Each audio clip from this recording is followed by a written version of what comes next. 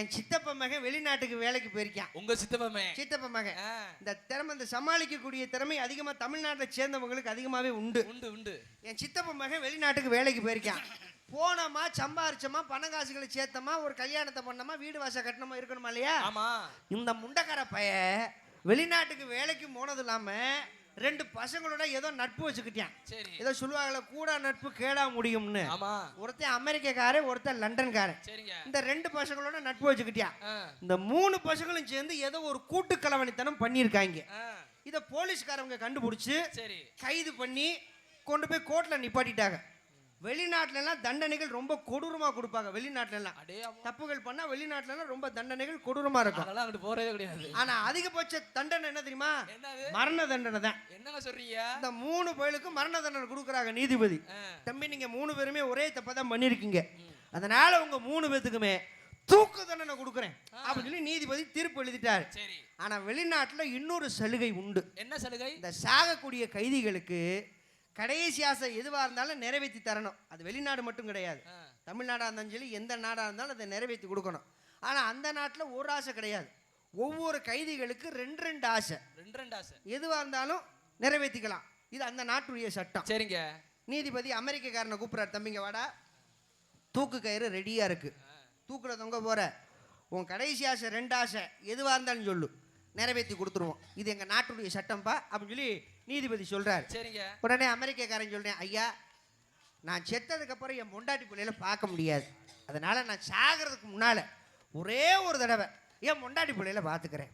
இது நியாயமான ஆசை தான். சரி, ஓகே. அடுத்த 2வது ஆசை என்னப்பா? ஐயா, நான் செத்ததுக்கு அப்புறம் என் உடம்ப அமெரிக்க நாட்டில் ஒரு பெரிய தேவாலயம், சர்ச் இருக்கு, அந்த சர்ச்சுக்குள்ள என்னை புதைச்சிருங்க, இது என்னுடைய 2வது ஆசை. இதுவும் நியாயமான ஆசை. சரி, ஓகே. டேய், இவன் பொண்டாட்டி பிள்ளையில பூரா கூட்டிட்டு வந்து காமிச்சிட்டு கொண்டு போய் தூக்கில் போட்டுருங்க, தூக்கில் போடுறதுக்கு அப்புறம் அவனை கொண்டு போய் அவன் சொன்ன இடத்துல புதைச்சிருங்க, கூட்டிட்டு போங்கடா அப்படின்னு சொல்லி அனுப்பிட்டாரு. 2வது லண்டன்காரன் வரையான், தம்பிங்க வாடா, உனக்கு அதே மாதிரி 2 ஆசை எதுவாக இருந்தாலும் சொல்லி நாங்கள் நிறைவேற்றி கொடுத்துருவோம் அப்படின்னு சொல்லி லண்டன்காரன்ட்ட கேட்குறாரு. உடனே லண்டன்காரன் முதல் ஆசையை சொல்கிறான். என்னன்னு? ஐயா, செயலுக்குள்ளே இருக்கும்பொழுது எனக்கு சாப்பாடு பூரா சரியில்லாத சாப்பாடாக கொடுத்தாங்க, அதனால நான் சாகிறதுக்கு முன்னால் ஒரு நல்ல சாப்பாடை சாப்பிட்டு செத்து போகிறேன். நியாயமான ஆசை. சரி, ஓகே. 2வது ஆசை என்னப்பா? ஐயா, நான் செத்ததுக்கு அப்புறம் லண்டன்ல ஒரு பெரிய மணிகுண்டு இருக்கு, அந்த மணிகுண்டு பக்கத்துல என்னை புதைச்சிருங்க, இது 2வது ஆசை. இது நியாயமான ஆசை.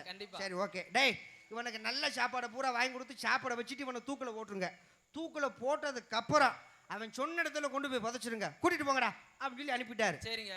3வது யாரு? நம்ம தமிழ்நாட்டுக்காரன், என் சித்தப்ப மகன். அவன் முன்னே இருந்தியா, சர்ச்சு கூப்பிடுற, தம்பிங்க வாப்பா, நீதிபதி கூப்பிடுறாரு, வாடா, உனக்கு அதே மாதிரி கடைசி ஆசை 2 ஆசை எதுவாக இருந்தாலும் சொல்லு, நிறைவேற்றி கொடுத்துருவேன், எங்க நாட்டுடைய சட்டம்ப்பா, முதல் ஆசையை சொல்லு அப்படின்னு சொல்லி நீதிபதி கேட்கிறார். நம்மால அவசரப்படாம பொறுமையா, ஐயா, நான் மாம்பழம் சாப்பிடணும்யான்னு கேட்க. மாம்பழம் சாப்பிடணுமா? டேய் லூசு பயல, மாசம் டிசம்பர் மாசம்டா, மாம்பழத்துக்கு நான் எங்கடா போவேன்? அண்டா டேய், மாம்பழ சீசனுக்கு இன்னும் 4 மாசம் 5 மாசம் கிடக்குதுடா, 5 மாசம் வரைக்கும் நான் தூக்கில் போடாம இருக்க முடியுமா?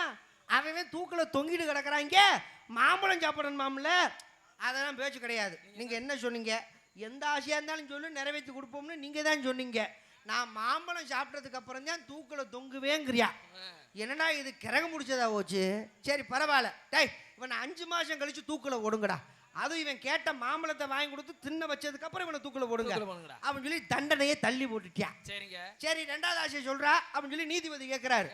நம்மால அதுக்கு அவசரப்படாம பொறுமையா, ஐயா, நான் செத்ததுக்கு அப்புறம் இவங்கள மாதிரி அங்க போதைங்க இங்க போதைங்க நான் சொல்ல மாட்டேன், நான் செத்ததுக்கு அப்புறம் உங்க சமாதி பக்கத்துல என்னை புதைங்கன்னு சொல்ல.